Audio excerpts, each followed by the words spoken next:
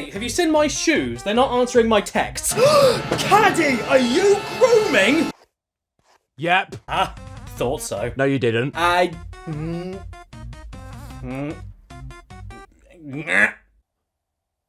Leave. But I have like 20 Disney games for the PlayStation.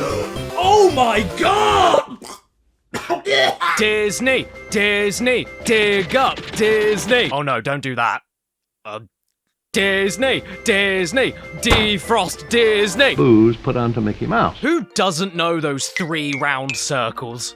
Because there's other kinds of circles. I mean, you see them and immediately you know what they are and what they represent. They're more popular than Good Morning Cat. Whatever your opinions on the Walter Disney Corporation are, I don't think any of us can deny the quality and impact of most of their movies from the animated classics lineup. From Snow White all the way to Chicken Little, they're all perfect, and you will never be. Disney started with a single 8-minute cartoon in 1928, and now they own the entire planet.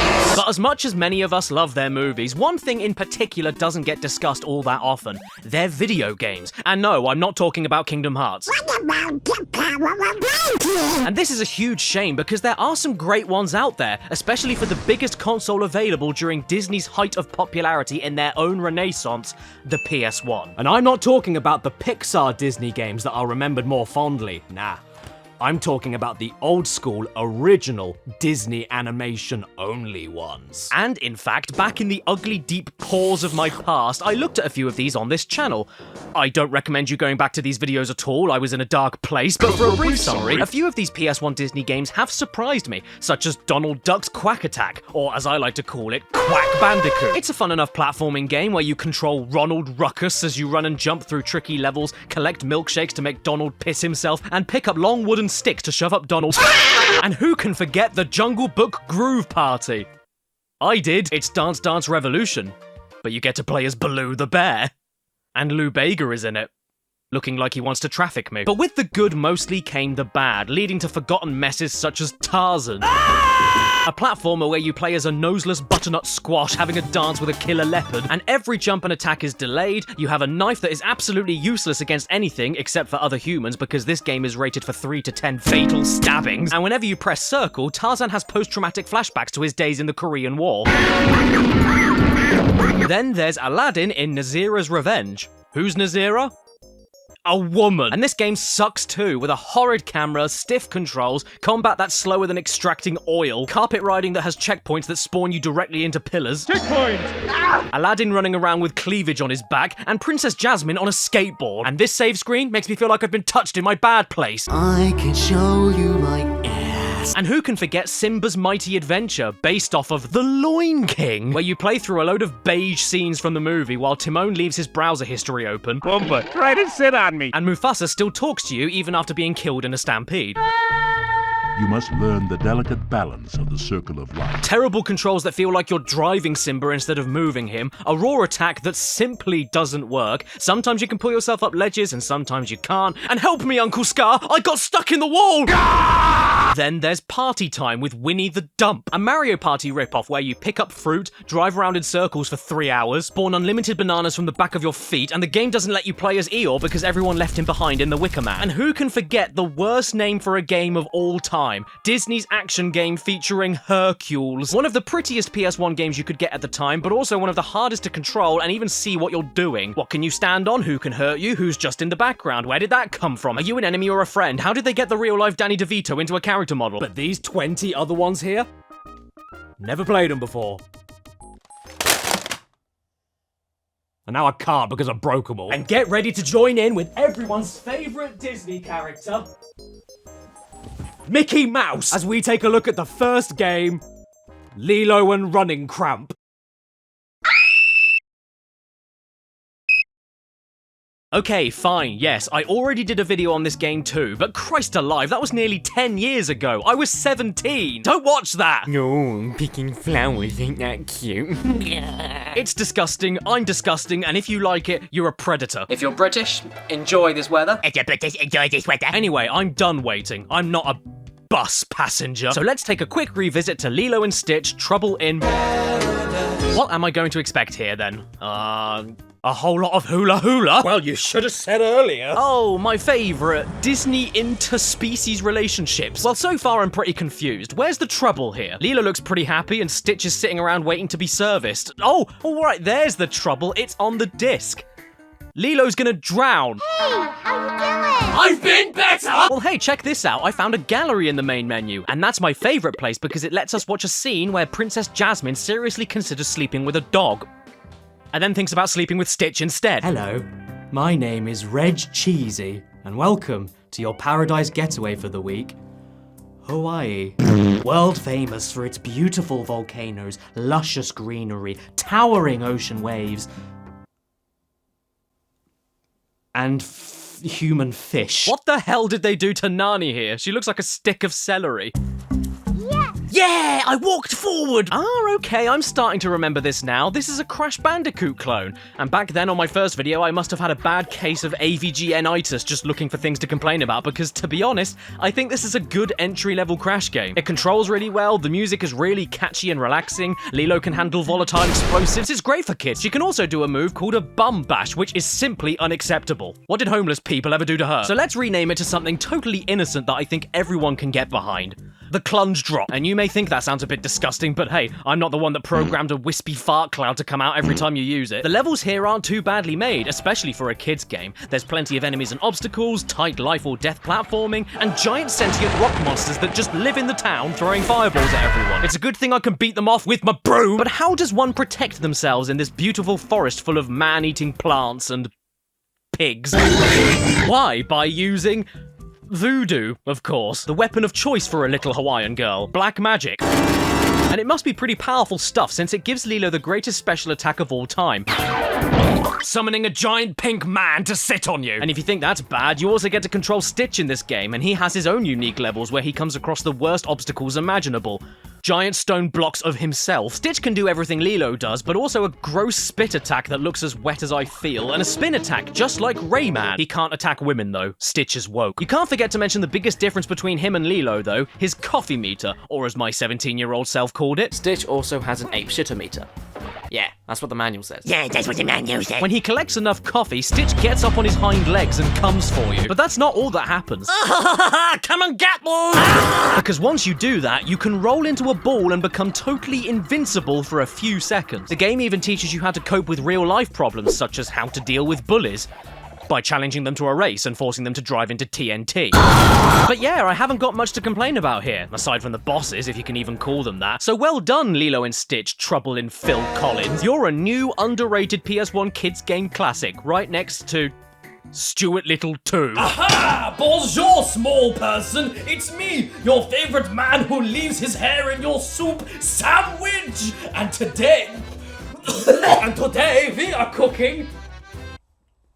Right, with help from my new recipe book, My Disney Kitchen. My book is flat. Yes, My Disney Kitchen, which on its own sounds like a total nightmare right out of the gate. What does it mean if your kitchen is a Disney kitchen?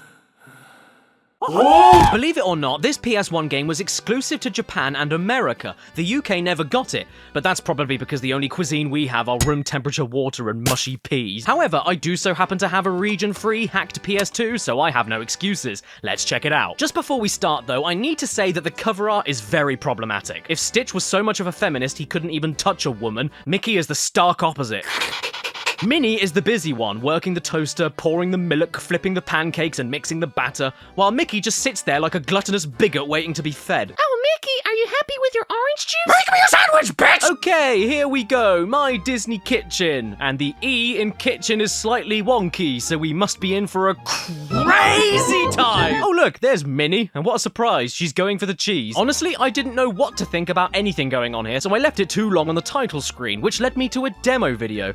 And the very first thing that popped up were the words heavy cream. What an adorable house. I don't like this. Why are they looking inside my house? Is this the Purge? Oh, Jesus H. Mother of Mary, they broke in, and their voices aren't right. We'd be happy to run to the grocery store for you. And we'd be happy to drop by. Oh, trying a bit of roleplay, are we? Well, why don't you pretend to tell me how your day went, and I pretend to care? Why is the toaster not plugged in? Why is the kitchen table photo realistic? Why are the words My Disney Kitchen posted completely straight while the frame that they're on is at an angle? Why do I have a sensual Mickey portrait on the wall? Why is the mouse cursor so slow even with the speed button held down? Why is it even called a mouse when it doesn't look anything like Michael? Please.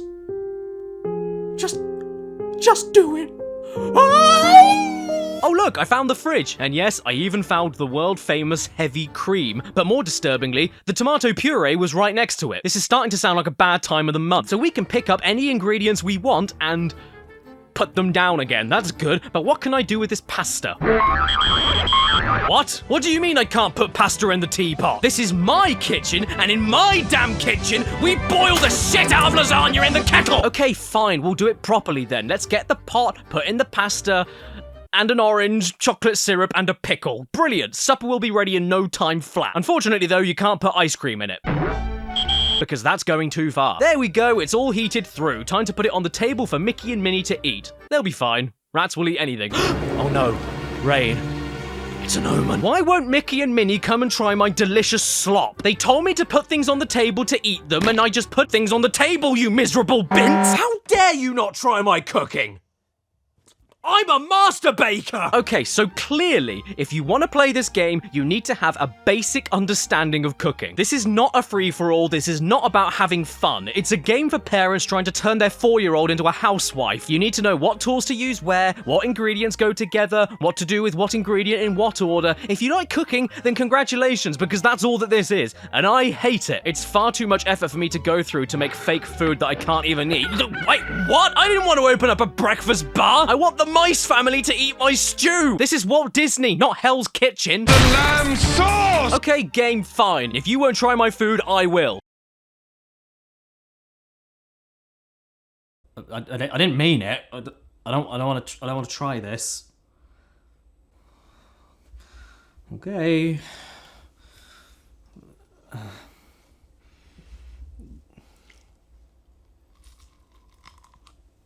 Oh, can't even get into the orange. Ah!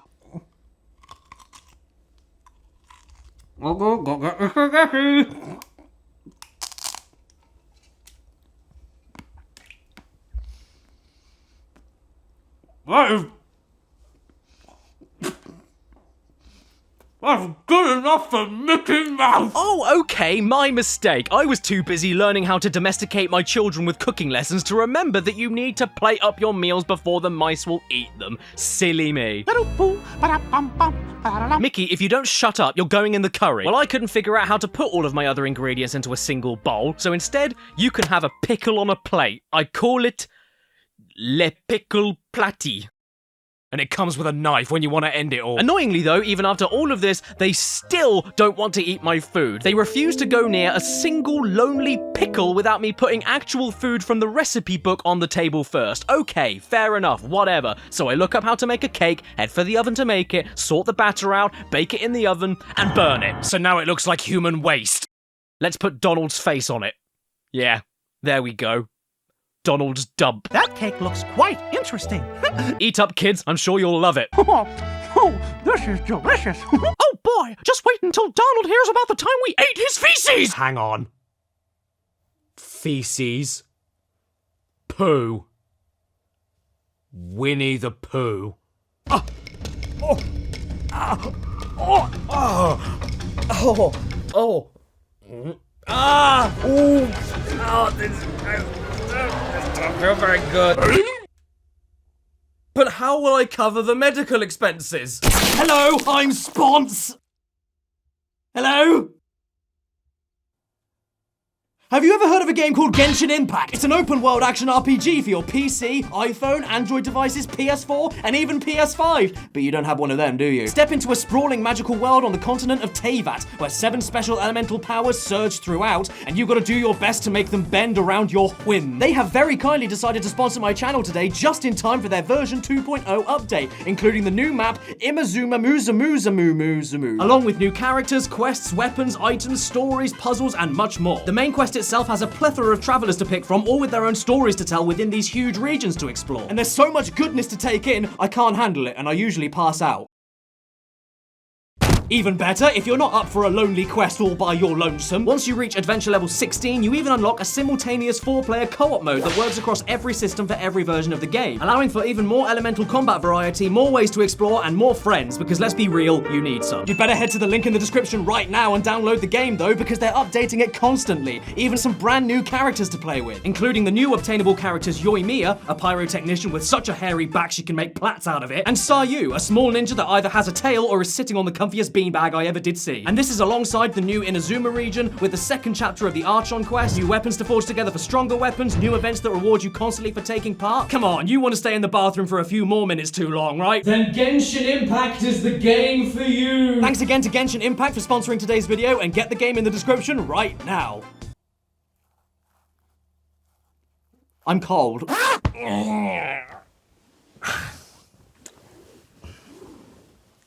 Where was I? Oh yes, Pooh! Did you know that Winnie the Pooh had a surprising amount of PlayStation titles? But I do know that there was a point-and-click Winnie the Pooh education game for really young kids on the PlayStation. So let's jump on eBay and see what we can find. I can't afford these prices. I'm not a locksmith. Why in the free-range beef is this so much money? Would you rather take your kid to a private school or pay for Winnie the Pooh as a teacher? Because it more or less costs the same. Furthermore, it's not even in my language. I'm not paying £300 for Winnie the Pooh Educativi. What other Disney PS1 games can I look at instead? Oh. Apparently one is a Disney game. But you forgot, didn't you? I've got a region-free PS2. So I can play Winnie the Pooh Kindergarten instead. Yay, let's go on an adventure with Winnie Bear and Kinder Eggs. Oh, bother. I just laid that. Well, I will say one thing about this title screen. Winnie can't wait to start going to school. You look exactly how I feel. We've got a menu here with lots of different mini-games to see. And I am not a fan at all of all this jittering. Why is the game doing this? I'm not trying to find out if my kid's got epilepsy. I'm trying to make them spell yak. I need to get away from this right now. It's really hurting my eyes. So let's start off with Pooh's thoughtful spot. You might want to check that it isn't malignant. Move here to choose the sky, and over here to choose the ground. Oh, okay, understood.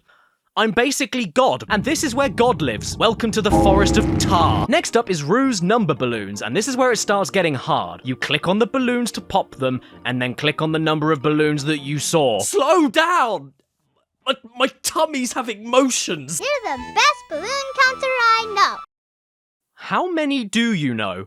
Have you been having an affair? Let's check out Eeyore's Mix and Match. It's a music game. You pick 2 instruments to mix together and have a toot. Xylophone and bagpipes together at last.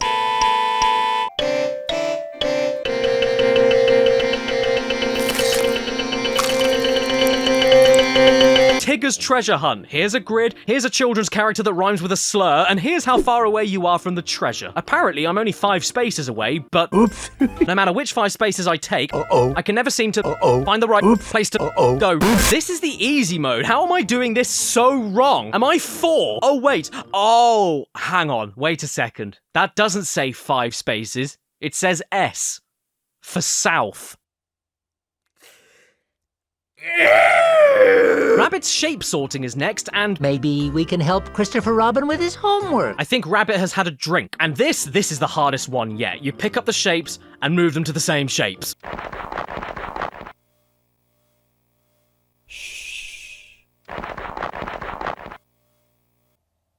Gopher, what did you do? And the final minigame is Owl's Word Shop, where you match the correct words to the correct beginning letter, which is just as fun as you can imagine. But what's even better is the way that Owl says certain words. Zebra, goat, mouse, ant, orange. Oh, my. I hope that goat doesn't eat poop. Yep, so do I. Okay, right, I can hear all of you right now from where I live. Cads This is the Dark Souls of education games. Isn't there an easier one for me? Yes, there is.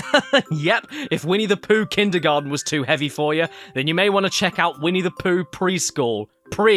As in before school. Instead of a child eagerly learning their ABCs, we're a dumb toddler wandering around aimlessly while singing Tinky Winky did a stinky. If kindergarten was rated EC for early childhood, then this game should be re-rated to F for fetus. That's how young we're talking here. I can't wait to play with Horse Noise the Pooh. Okay, actually, to be fair, this one is totally different from kindergarten. For starters, it has way more cartoon cutscenes in between each minigame, and there's an actual story you're working towards, the games are different, the main menu is different. So far, I actually prefer it. If you're a crinkler, you might enjoy this. Every minigame here gets an announcement too. Tigger lives here. Kanga and Roo live here. Piglet's house, Owl's house, Rabbit's house and garden. Except for Eeyore. Because he finally did it. I shall visit Piglet. And before I get there, I'll do a long neon wee on his house. Piglet's house just puts you in a painting minigame, and I'm not joking when I say this, but the first canvas I was given was of the Fed Up Pooh meme. Even back in 1999, they knew. So let's get painting. I call this one the Sepsis Bear. I call this one the Punished Glutton. I call this one the Honey is Not Fresh, Mother. I call this one Oh Demon, where did the sky go? Do you think when Piglet grows up, he'll be called Pig? Next up, we're going to see Owl, and all we need to do is match up the pictures that are exactly the same. This picture is already where it should be. What are you talking about? They aren't the same. He's down here. Why are you wrong? You're corrupting our youth. Tigger's house is next, where we have to choose an instrument to put into a machine that plays the instrument. And that's all you do. Here's what I came up with. Off to see Rabbit next, and hopefully he's sober this time.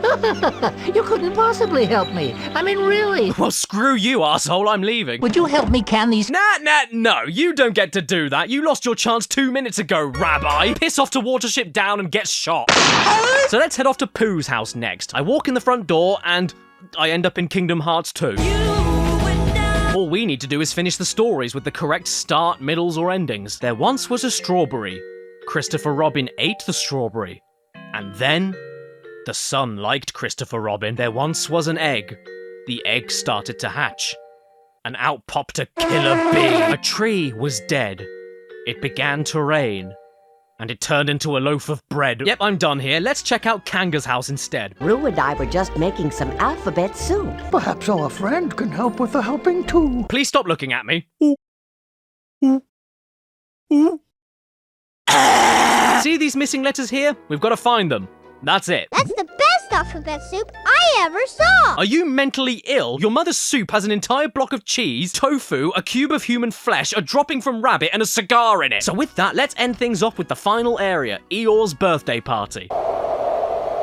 And that's all he deserves. Either way, I am done with these kinds of games for a long time. I already did an entire video about baby games, and I do not wish to live through any of that ever again. They're games for babies, what do you expect? Who wants to sit there all on their own playing boring and easy baby games when you can sit there all on your own and watch Bear and the Big Blue Waffle? As such, 102 Dalmatians on the PlayStation, because 101 children wasn't enough and they just had to push one more out. And before anything else happens, we need to address the elephant in the room. This is the most revolting thing I've ever seen in my life. Is that Cruella de Vil or Michael Jackson? Nah, I don't mind too much, because I really like the disc at least. It's really cute. It's almost like I cut off a slice of a cow and stuck it in the PS2. This menu though? No, I don't like this at all. All of these spots forming in the background make me feel like I'm coming down with bronchitis. Hey, Domino, what's this? I found a Skeletor action figure! Ruined! Ah! Oh my good god of grapes! I was wrong, that's not Michael Jackson, it's the Tin Man! Cruella looks absolutely horrendous. Why does she have the head shape of a can of beans? Oh, look, Dipstick. What did you just call me? It's coming on the TV right now. What is? My dipstick? What can we do, darling? I'll tell you what we can do. I'll grab Cruella and shove her in my triangular whistle hole. The voice acting in this cutscene, I mean, it's perfect. It can't be improved. Not even Barry Wilton can make it better. Just listen to how the TV news reporter is cut off to carry on the story. Scotland Yard is now on the case and... I just can't believe it. I haven't seen a story told this well since the last season of Slot. My favourite bit, though, is right here when Pongo realises that Cruella is stealing puppies again, and there's an amazing dramatic zoom in to his wife. It's that horrid Cruella de Vil up to her old tricks. Would you believe that 102 Dalmatians is a Spyro clone? Because it is. Look at it. You run around, jump around, collect items, bark at enemies like breathing fire. It's Spyro. Granted, it's Spyro for 5-year-olds, so it is painfully easy. I mean, just look at these enemies here. Nemesis missed leg day. You even need to find a set amount of valuable items to unlock more areas, but instead of orbs or dragon eggs, it's your siblings. All right.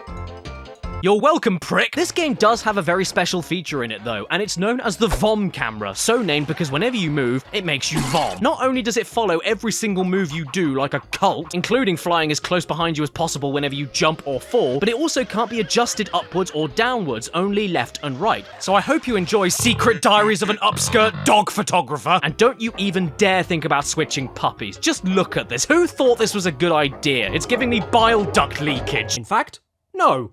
I changed my mind. This is the best idea I've ever seen. I think every single game used to make you throw up on the side of a shop window every time you change your mind. I mean, who needs $400 VR? When you can spend as little as $20 to turn your PS1 from grey to beige with your own mouth. Something here that did make me laugh, though, is the destruction of these toy enemies. I don't know why, but they make the most violent sound in the whole game, and the toys themselves fire off into the distance like the Hindenburg.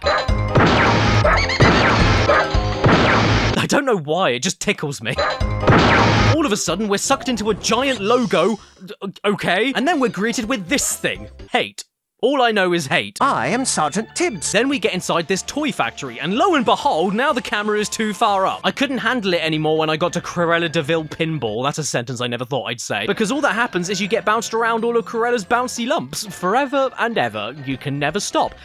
No one knows when you go, or where you go, or where are you going, or when you stop. Who knows where you're going? I don't know where you're going. It doesn't matter. You can't get out. It's just stuck here forever, so you need to set up your life here now. I can't handle this anymore. From staring up inside the gallbladder of a puppy, to the spinning character switching, to the Cruella pinball bouncing, I think I'm gonna spew. Just stop everything right now. Oh, look. The game is paused. So let's move on to the game based on the sequel, 101 Dalmatians 2. Wait, where did the other Dalmatian go? Did they get hungry? 101 Dalmatians, 101 Dalmatians 2, 102 Dalmatians, which should really be 101 Dalmatians 3, 102 Dalmatians 2, which should either be 103 Dalmatians or 101 Dalmatians 4. Caddy, what are you doing? Waterboarding. So yeah, 101 Dalmatians 2, or as it's more commonly known, Dalmatiner auf kleinen Fort, is another US exclusive PS1 game, believe it or not. And that's even more confusing when you consider the subtitle of this game is Patch's London Adventure, but London never got it. And that's because the Queen didn't like PlayStation since she could never beat Devil in Tekken 2. I drive a car!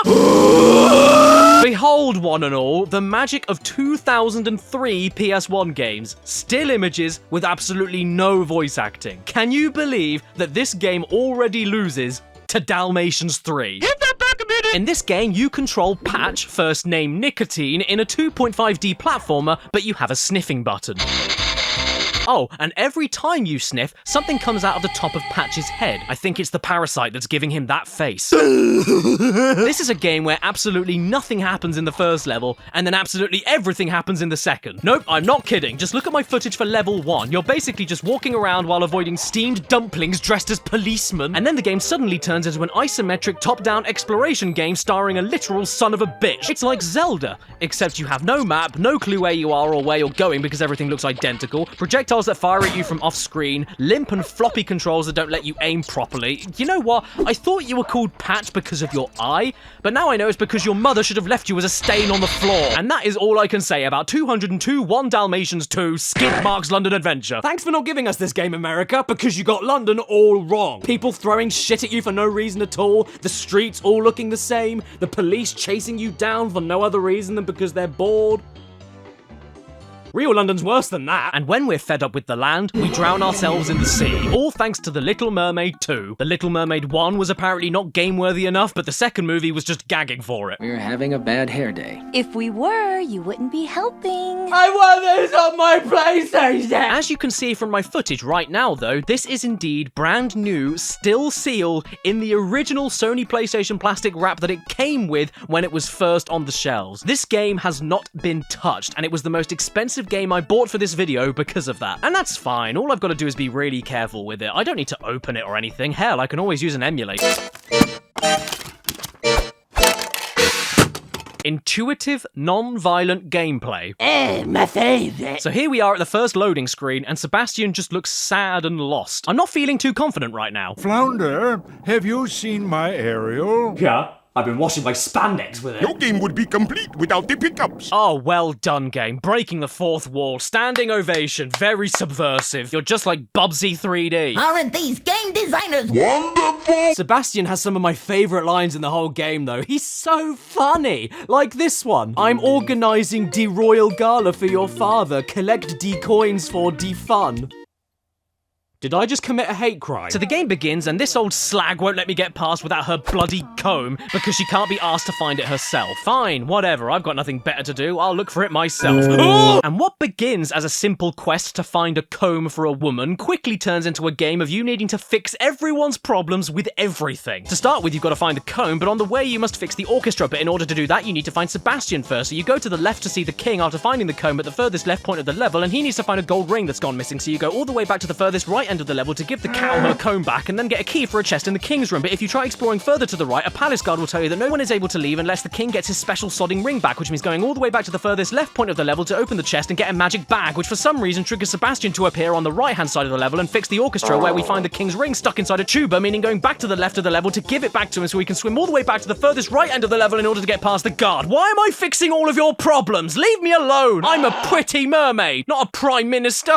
And I'd love to say that the rest of the game improves after that obvious railroaded tutorial, but oh man, it doesn't. Are you sure that non-violent gameplay was a good idea? In every single stage, you swim around boring and tiny levels, barely able to move anywhere, even when you should be able to, and you just find random shit lying on the floor that you collect, and then use immediately on other shit that's right next to where the original shit was laying. And don't forget about the hidden items, even though they're not that hidden at all because they're usually in the same path as just making it to the end of the level. Look at this stuff. Isn't it neat? Wouldn't you think they cut off my feet? Plus, it's extremely hard to see where the hell you're even going because the camera is too close to Ariel's breets. You can't make out what's just part of the background, what's a path you're allowed to go on, and even what's able to hurt you. Oh, yeah, that's fair. Thanks so much, Mrs. Vagelus. Attack me with a crab in the background that's not even touching me. Whoa, what? There's a shark. What? There's a shark that's trying to eat me, but you said there was no violence. What do you call this? Where do I go? Where do I go? I don't know. No, I got eaten. Oh, my mistake. No, we didn't. We got spat out. Oh, okay. It's Ursula. Hello. And then the game just quits itself and boots me back to the main menu. Hey, Ariel, do you know what my favorite meal is? Fish and chips. Right, so as it turns out, in this totally non-violent video game where you get swallowed by sharks, every single time you die, including just then, even though I clearly got spat out perfectly alive, you get immediately thrown through a loading screen to get back to the main menu, and then have to go through another loading screen to load the level up again from scratch without any items collected every single time. So stop collecting anything, I'm going off to the next level. And now we're in a burning shipwreck and have a short time limit to save a drowning prince. But don't worry. No violence. And then after about 15 minutes, we're in a boss fight against Ursula. 30 seconds later, we finished her off and we've saved the day. All thanks to the Little Mermaid with a big penis. So I guess that's all we get for the first movie, because now we're suddenly controlling a child. It must be Ariel's daughter, I guess.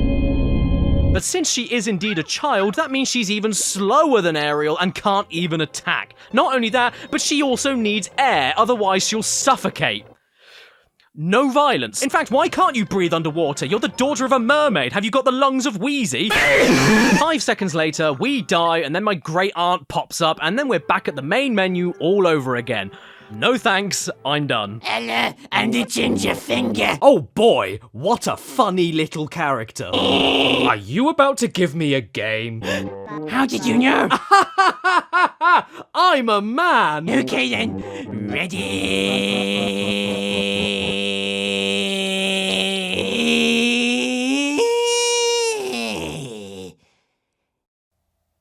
Can I have it? No, you can't. This is Walt Disney World Quest Magical Racing Tour, possibly the worst title of a game I've ever seen, next to Golf Magazine Presents 36 Great Holes starring Fred Couples. We've had platformers, we've had side-scrolling action, we've had point and clicks, and now we've got a kart racer. So maybe this one will stick out for the right reasons. Time to pick my language, I guess.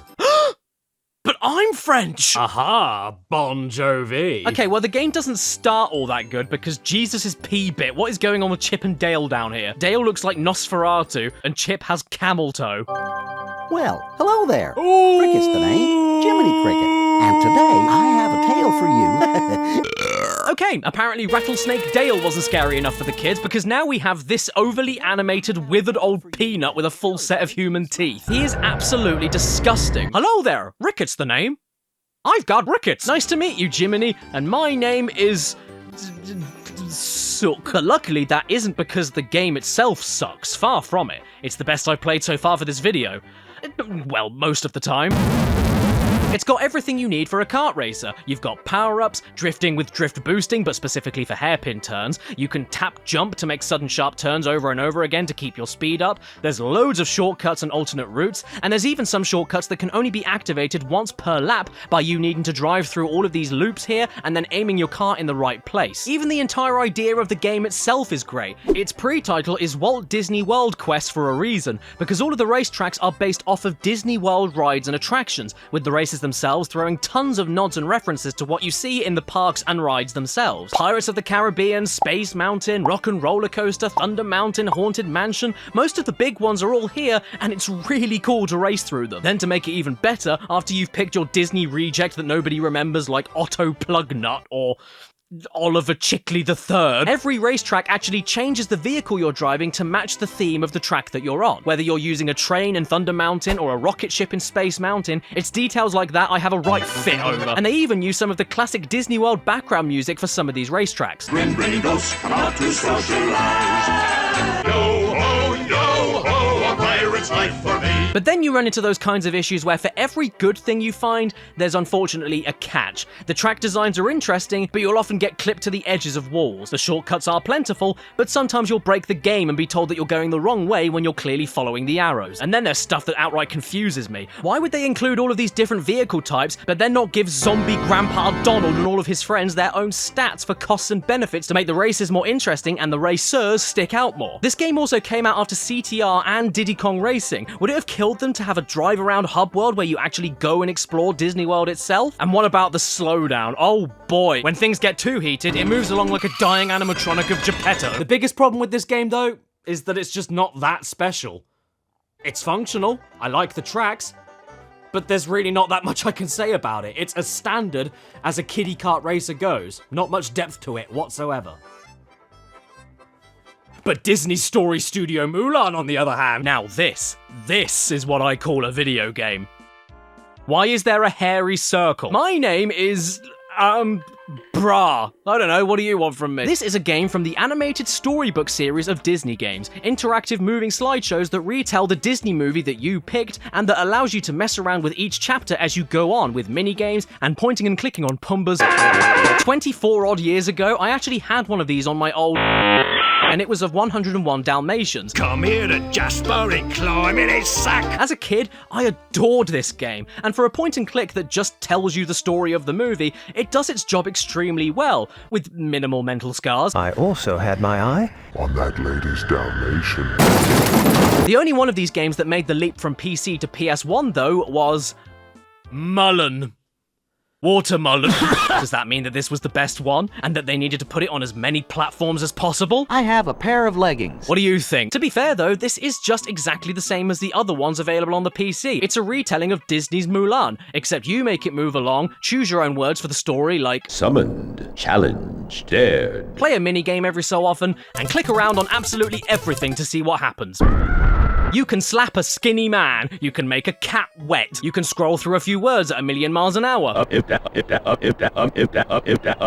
dress up Mulan to make her look like a homeless woman in a towel, you can make Mushu laugh. But don't make Mushu laugh, you can start a snowball fight, and you can even send off an endless supply of pre-arranged wives off to a miserable future. Seriously, this never stops. Where are all these women coming from? Family. Family. where you kiss your mum and your dad, but we wish Granny would just die already. Mulan arrived at the army camp. She had trouble fitting in with the other soldiers. Well, I bet they didn't have any trouble fitting in her. I'm busy. I need an apple for serenity for Mulan. Okay, no sweat. A please would be nice, but I don't want you to break my nose, so I'll go and get it for you. No, it's the green apple I need. Jesus, sorry. I want you to get a pendant for balance for Mulan. Aha, gotcha. Easy peasy. No, I need the purple and yellow pendant. Jade beads, bring them to me after you've found them.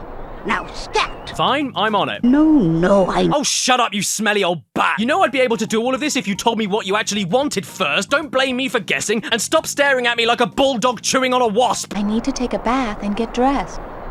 So why don't you? Do you need help? The matchmaker awaits you. Yes, dressmaker. I cannot wait to get dressed before taking a bath in my new dress. I hope I make a beautiful bride. Well, you better quickly give birth to one then. The most important thing to me, though, is that they even included the best Disney song of all time.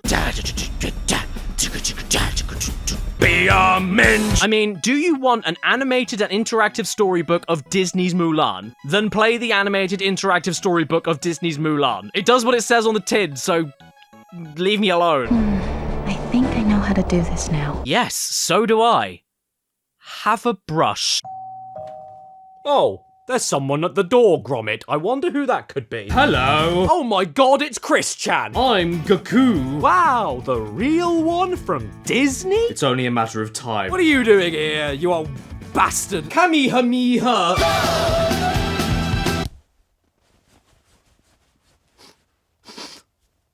I can smell Atlantis the Lost Empire in there.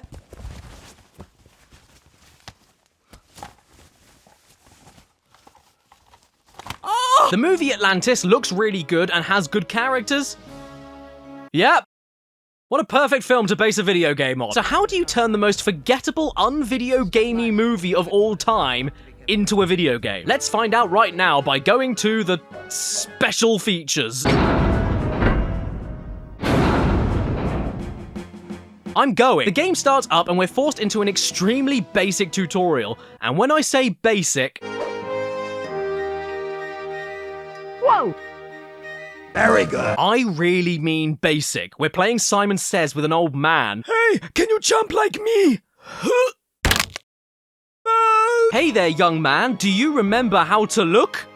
This is how you look. And unfortunately, the main game doesn't get any less basic. This here is an explorative adventure game with collectathon elements and swapping characters around to do certain tasks because stronger characters like Vinny and Milo can push objects. Women can't push things. You know what this reminds me of? Resident Evil mixed with Donkey Kong 64. It feels like Resident Evil with all the item collecting, examining, manually combining things together in the inventory, and then manually using them on the right objects in the environment directly from your inventory without it happening automatically. That's stuff I can appreciate. But it feels like Donkey Kong 64 with the sheer amount of backtracking and character swapping in order to get back to one particular obstacle that one character can clear, carrying on a little bit, finding another obstacle that another character has to interact with, so backtracking to another character swap station, passing that original obstruction, then getting blocked again later on in the level, going back to a character swap station and repeating it until your knob falls off. And all of this is annoying enough, but it starts to affect just basic moving along too, because some of the characters that should be able to do some things can't do them in specific situations when they can every other time. So the game has been designed to make me second guess absolutely everything I do. Have I got the wrong character for this situation? Is it even possible to do this with any character? Or is the game just a whiff? Some wooden crates can be blown up, but some can't. Some grabbing platforming can be done with one character, but some can't. Sometimes you have chronic heart pain,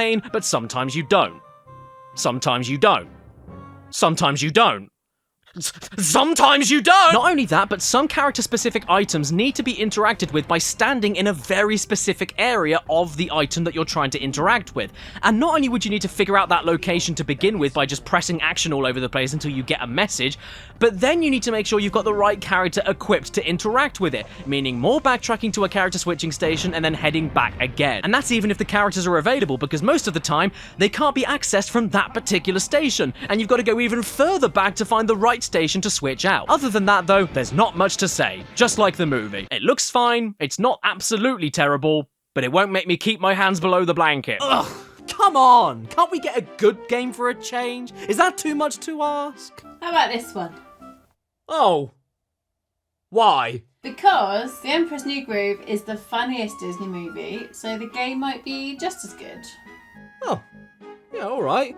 Gee, thanks, honey. You know what? My girlfriend and me couldn't be any more on the same wavelength, I swear. We know each other so well that we even finish each other's... What? Now, like I said, I've never played this game before until now, but as far as Disney PS1 games go, whenever you bring them up in casual conversation, don't worry, we've all been there. I have heard that this one is apparently one of the better ones, which I wouldn't be able to tell from the menu screen because what is that? And why is there a faceless Weidman? Oh, actually, I can see his face.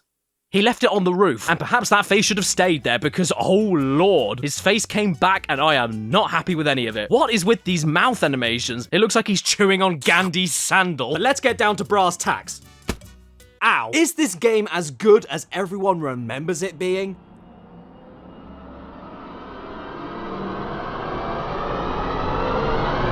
Yes. I was pleasantly surprised by this one, I will be honest. I couldn't tell you why the hell they decided to make a comedy road trip movie into a video game and do it relatively well, but somehow those crazy bastards did it. It's another Spyro clone like the Dalmatians game, but it's way better designed. It looks better, it feels better, there's more ways to move, more ways to unlock collectibles, more tense and interesting platforming. Sure, it's more linear and a little less explorative, but for a game about controlling a llama, you can do a lot worse. Use your look button to see the red idol on top of the statue. I would love to, little boy, but I'm a bit too confused by you. You've got the feet of hair combs and the body of a seal. And just like the movie, the game is pretty funny sometimes. You've broken my toy llama again! Oh no, bad llama, bad. Just don't charge around by the tree, okay? I mean, check out that walking animation. It's so good. How can you not love it? There's also the timed obstacle challenges while you charge, sliding races, aiming and shooting games, but with spit. What is it with Disney and Flem? There's even a stealth segment where you need to keep moving forward while hiding behind obstacles every time your target decides to turn around. I'm a secret agent. But this lady, though, woof. What happened to her? What's her name? Eczema? Yeah, eczema. She looks pretty bad. She's so filthy, even her breast milk has expired. Do you know what else expired? The dinosaurs. The box isn't lying. The game is called Dinosaur, and there are dinosaurs. Dinosaur, dinosaur, monkey. And before we get to the actual game, I really do just need to bring attention to the worst piece of shit picture of a dinosaur I've ever seen in my life on the back of this box. What is up with this? Did their printer break? Oh, look! Big Grub! I love Big Grub. Enough joshing though, let's sit down and play some Dinosaur. Or we could open up the encyclopedia instead. Yes, I've always wanted to play a game to study. And would you look at that? How interesting is this? It's so interesting, in fact, that the game couldn't handle itself and broke. The information text randomly disappeared entirely, and now I can't quit this mode and go back to the main menu. All I can do now is scroll through a load of depressing, lonely dinosaurs with no friends, and I'm not surprised. Who'd want to be friends with that? Eventually, though, the game completely stopped reading my inputs altogether, and now I'm stuck staring at lemurs having a shit in the woods.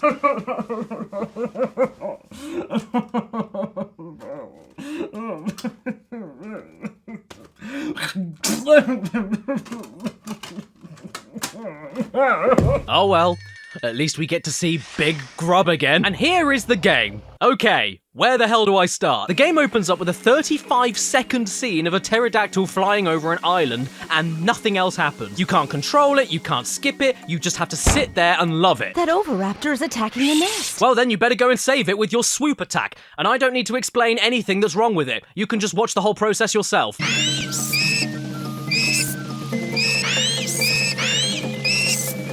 We save the egg and put it down safely on another part of the island. Great! At which point it immediately hatches, and this is where it begins to never shut up.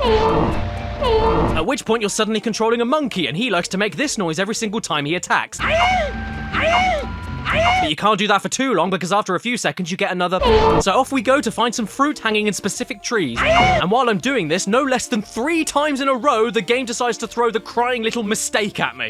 Which is very annoying, don't get me wrong, but at least it isn't as bad as...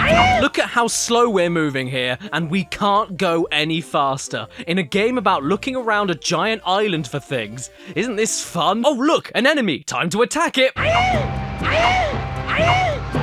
Great, so I've been doing it all throughout the game so far, and when I finally need to actually use it, it doesn't work. Oh dear. And that's great because what I was looking for isn't even here, so I better move off back to the left. Oh, damn! Oh, damn! Another fossil! Attack! Attack! Die! What? No! I better start again then. I'll have a look.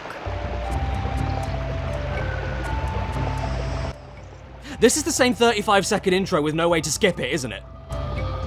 Yes, it is. Okay, no, I'm done with this defecation. Right, now, what's next? Please, it has to be good. Surely, there can't be any more half-baked, doughy splats of Disney games on PS1. Surely there has to be a classic out there that's hiding for... Mickey's Wild Adventure. Hey, I remember this. Did you guys ever play Mickey Mania on the Super Nintendo and Sega Genesis? It was a 2D Mickey Mouse platformer from 1994, and 2 years later, in 1996, it got an enhanced PlayStation version with much better music and prettier graphics. I never played the original, but this version in particular I remember borrowing from my cousin many times. Just this box art alone is making me revert back to a kid again. Super nostalgic. And speaking of the box, this game is so confident that it doesn't even list any features on the back of it, or mention that it's a remaster. It's that full of itself that it thinks it can sell you on the screenshots alone. And to be totally fair to it, yep, it deserves to sell itself on the still images and nothing else, because this is easily one of my favourite looking PS1 games of all time. The whole concept of the game is that you control modern Mickey Mouse travelling through a handful of his classic cartoon history to help out his past self, and then moving on to the next cartoon. And it's a concept they do not skimp out on. From the Steamboat Willie stage gradually changing from black and white to colour the further you get, to the Meese fighting in the background of moose hunters, it just fires on all cylinders from the second you start. The pixel art and animation is delightful, and the way it uses the PS1's power to mix 3D objects into the hand-drawn style looks really good as well. It's really like they're trying to bridge the gap between a traditional 2D animation and 3D video game and make it seem as though the game aspects are breaking through the cinema screen to give past Mickey shit for modern Mickey to help him out with, and it never feels gimmicky. This is PS1 2.5D done perfectly. The game is really simple to play too. All you do is run, jump, duck, and collect marbles to throw. If you have any marbles that Mickey didn't lose himself after being married to this whore! So compensating for the easy controls, I suppose, they decided to make the game brutal. I mean, God, you start noticing things even on the first stage, Steamboat Willie. And it's nothing to be ashamed of. The platforms are often never quite low enough for you to make jumps. You can't throw marbles one after each other that quickly, and even if you do manage to fire off two pretty quickly, the second hit usually doesn't count against an enemy, and things will attack you from off screen all the time. However, all in all, it's pretty easy. But after that comes stage 2, the Mad Doctor. And mad is certainly right, because this is where the game switches things into arsehole gear. It begins immediately with bats that you don't have much time to react to if you don't already know they're coming. Then there's these skeletons that hurt you enough on their own, but also explode on death into multiple bones, a few of which can hurt you, and they blast off into random directions that are impossible to predict or work around based on what else the level is asking you to do, so they will inevitably hit you like oops. Then there's more bats that suddenly appear from off screen like oops. And an extremely fast minecart riding section that gives you barely enough time to react to saw blades like oops. And don't forget, you need to jump to attack flying enemies that are coming towards you, but if you do jump next to a rope, you'll automatically grab the rope and fly yourself all over the damn place, often back into other danger like oops. I lost all 3 lives that I had on stage 2, and I couldn't figure out how to earn any more. The game is really stingy with health too, and that's not a huge deal, but you can only take 4 hits, which massively becomes a problem when you get to stage 3, Moose Hunters, because look at all the shit falling from the sky here! All the while you need to dodge off-screen mooses. Following this is a chase sequence where there's a ton of obstacles, a turn that's slower than a recycling truck, and a jump like you're on bloody Saturn. And after that, it just keeps going. Stage 4, the Lonesome Ghosts, picky jump collision detection, a tiny field of vision in the dark, absolutely unavoidable damage, enemies you can't even kill, even though these ghosts are already dead, but you know what I mean. Projectiles flying at you from off screen, and it doesn't stop there. Stage 5, Mickey and the Beanstalk, where there are butterflies that are nearly impossible to hit, and dragonflies that take up half the damn screen and appear from nowhere while you're platforming across sinking leaves. And if you get a game over, you begin the entire stage all over again, which means, for an example, on stage 2, if you lose all of your lives at the last boss level, you need to redo all of the 8 mini stages that make up that single stage all over again. Look at how I'm playing here. This overly cautious tippy tapping. It's not a fun way to play a tricky platformer, and most of the time that didn't even really help me. Mickey, get up there, you stupid bratwurst! Plus, the game itself, in its box and everything, was not one of the cheaper ones to find on eBay, so save your munty. Right, now, what have we got now? Caddy, did you just hit me with this Mickey Mouse disc? Oh, wow, everyone, look, it's Le Smark. That's L.S. Mark. Shut up, you're not real. Okay, well, I may not be real, but this is. Goofy's Funhouse.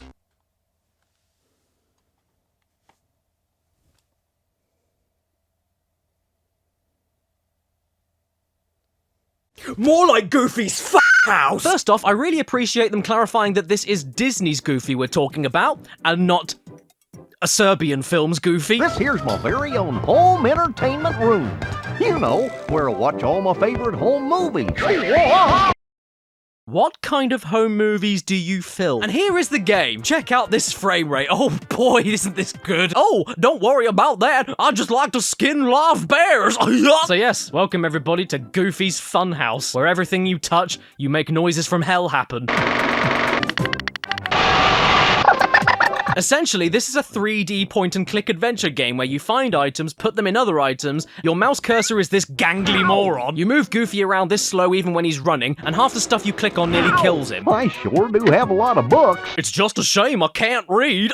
Then you eventually find a load of mini-games that you need to win in order to collect more items and put them in other items. Yes! I did a win-win! You know what? The name of this game is incorrect. This is definitely not Goofy's Funhouse, it's Goofy's Hell House. There's fish and peas on the kitchen table smoking a cigarette, urine in the blender, posters of steroid abuse in his son's bedroom, the walls are made of cheese, the garden is made of anus, Pluto has one singular giant eye, there's crying mannequins, ghosts and skeletons in the attic.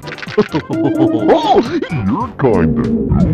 And Goofy himself climbs the stairs like a molester before entering a single door at the top of the stairs that then opens up to a room with an impossible door that suddenly appears with demon magic, which if it was there before should lead him out of thin air, but instead ends up in a bedroom. This is the scariest game I've ever played and I wanted to stop. Brr. How does it go? Brr. Brr. Brr. Brr. Huh? We've been entered into a phone quiz. Ooh, a phone quiz. How fan. Where do you wear a golfing hat? Easy. Legs. How dare you? What do you hit a golf ball with? Easy. Golf cart. How dare you? What room in a house is for sleeping in? Easy. The bathroom. Well, you've clearly never had a heavy night before. Even though you definitely have. Goofy referencing Nintendo. Bowser? You know what? Max isn't home, so I want to snoop around my son's bedroom. Nothing will go wrong there. Oh, Maxie's secret videos. Better take them with me and bash one out! I will say, though, that after all of this nonsense, you're actually rewarded with full-length classic Goofy short films. There's 6 of them on the disc, actually. And I've got to admit, that's the best thing in the game. This is a really good reward. Now, where's that bump Mickey gave me for my birthday? I need it right now. I want to make it bigger. And I don't know why, but I oddly got into this one. Yeah, I enjoyed it.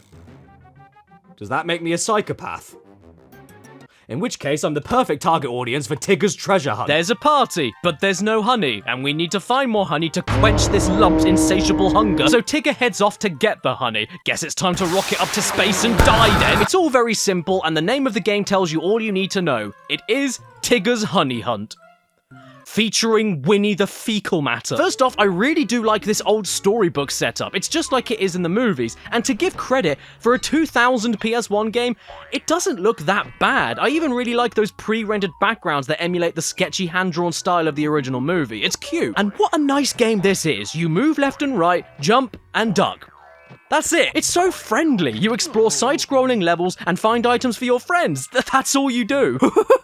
Tiggers like being the top. You can't even attack enemies that hurt you back, because in Winnie the Pooh, we don't confront our problems, we run from them. The odd thing, though, is that despite all of that, this is actually a decent platformer. Specifically for toddlers, I'm aware, but there's a lot more care put into this than your average baby game. Like I just said, there are enemies as well as plenty of hazards with timings to learn. There's a lot of obstacles to platform around, many of the levels branch off into different pathways and non-linear extra areas. You need to explore these areas to find enough honey pots in order to unlock the next levels, and there's even unlockable new abilities to make the platforming more interesting. I had no clue what to expect going into this game, but it sure wasn't any of this. Blah! Tiggers don't like foot fetishes. I mean, I can't be horrible about it because the game isn't horrible. It's not trying to be anything massive, it's just trying to give your kids a nice relaxing side-scroller with a bit of challenge and good controls. I don't know what else to say. Tigger is the next Tekken fighter! I'm trying to open this door, but it's not moving. Okay then, Roo, let's see what I can do to help. Oh, bloody hell!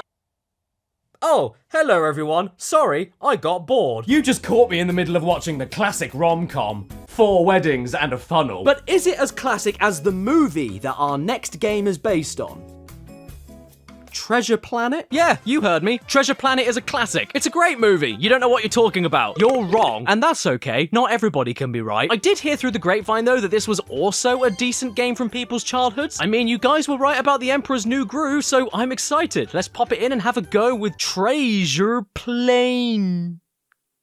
Oh boy, this is really cool. Look at this. My copy that I found online actually came with the original sticker set completely untouched, and even a mini PS1 catalog for all the new games at the time. This takes me right back. It is so sweet. Oh damn, I need to get this portable LCD screen. I've always wanted one, and I really should do a video on PS1 accessories at some point. But that's not for now, the game is. And my controversial opinion on this 20-year-old disc that none of you should really care about anymore is... it is fine. It is the most fine game I think I've ever played on the PS1. You run around open-ended linear areas, do a platform, swing a stick, shoot a bang-bang, collect Cheerios, spend collected money for more areas. It's absolutely nothing special. It's totally fine. I just genuinely don't know what else to say. It's as standard as they possibly come. Welcome to the Interstellar Union of Miners. Speaking of miners, I'm pretty sure this guy likes them. Yep, we're looking at Peter Pan now, if you couldn't tell, and his very own video game, Adventures in Neverland, starring Peter Pancreas. Now, even though I really do love the movie, Peter himself I've always found to be one of the creepiest and most uncomfortable main characters of all time. He's the boy who never grew up. Yeah, I'm pretty sure that was just the legal defense of Gary Glitter. And this unease extends from the movie to all over this case and the manual inside it. Firstly, it's entirely written in Comic Sans. Secondly, in the list of Peter's friends, he lists himself. And thirdly, this memory card is useful for saving lost boys. Me no likey Pan. Hello everybody, nice to meet you. My name is Gash. There's a huge treasure hidden in Neverland? Yes, Peter, didn't you know? Here's a fun fact for you today. In order to actually start playing this game, you need to sit through the intro company animations, a loading screen, hit start to then enter another loading screen, enter your name, watch a cutscene, enter another loading screen, go to a level select menu, pick your level, and then enter another loading screen. Why is this taking so long? Come on, do something, pedo pan! Oh, okay, I take it back. Now I wish you didn't do anything. This is not a good game, Pete. It's a side-scroller, except you can fly, which sounds great, but in this game, all that means is fill every level with absolutely nothing, because who cares, you'll just fly above it anyway. It's one of the emptiest games I've ever played. What's the point in flying if there's nothing to fly around? At that point, you're just moving a mouse cursor on a black screen. It's the best game ever. There's no platforming, there's too much space in between hazards, it's just a load of nothing. Even the secret areas are just on your way to your next checkpoint. Hey, you wanna know the best place to put a secret area? Right next to another secret area. And the first level loves telling you over and over again, whoops, you can't go there yet. Whoops, you can't go there yet. Whoops, you can't go there. Well, at least that isn't as irritating as the amount of loading screens in this game. There's a loading screen for everything. There's a loading screen when you start a level, a loading screen for beating a level, a loading screen for getting back to the menu. These can all last up to 20 seconds every single time, by the way. And considering most of these stages last no longer than a minute or two, you're spending more time looking at Peter having a wee than actually playing the game he's on the damn cover for. He's the boy who never grew up. Well, he must have done at some point, because kids don't like sitting around doing nothing for 20 seconds every 1 minute. Here is the combat.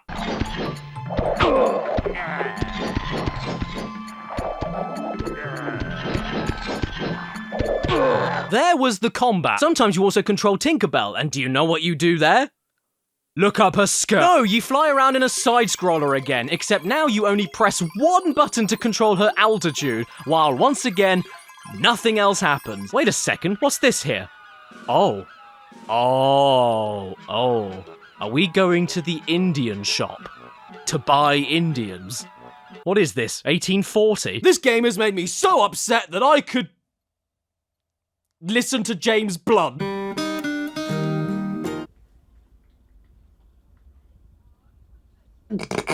Okay, what's next? Who is... Yes, it is me. I bloody knew it. Bloody Walter. Yes, and I want you to make awful sequels to my classic films for 50 years after I die. But you're already dead. Oops. Well then, you'd better get on with it then.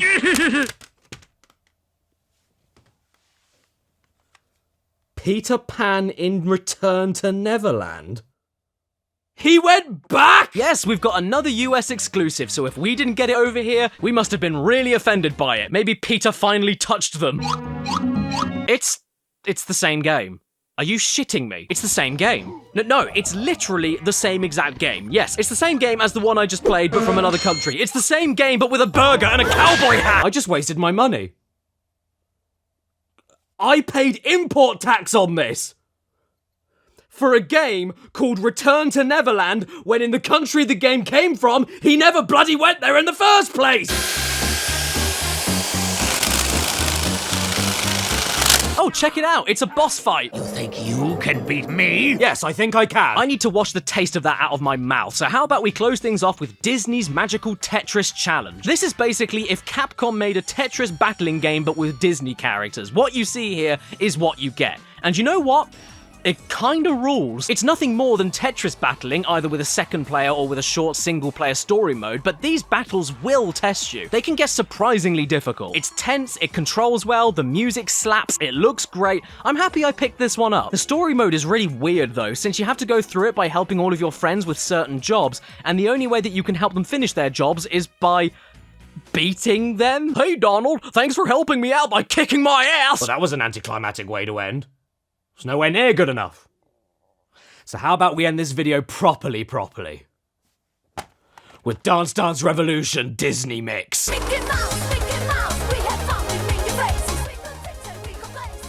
I regret every decision I've ever made in my life. Once again, we've got another game that explains itself better than I ever could. It's DDR, but with Disney songs. Have you played DDR? Have you heard Disney songs? Then you've already played DDR Disney Mix. It's DDR, Disney, right? The only thing I guess I need to make clear is that Dance Dance Revolution used to be called Dancing Stage in the UK all those years ago, but that is about the most complicated thing I will be saying about this game today. It's made by Konami, it looks like DDR, and that is because it's DDR. Hello Caddy, it's me Baby Yoda from Disney's Star Wars The Mandalorian registered trademark, now available on Disney+. Oh, how cute! Hello, you're looking very marketable today. Take my dance mat so that you can look ha-ha funny wunny when you play this game. No! If you don't use it, I will skin your cat and wear it. I mean, yes!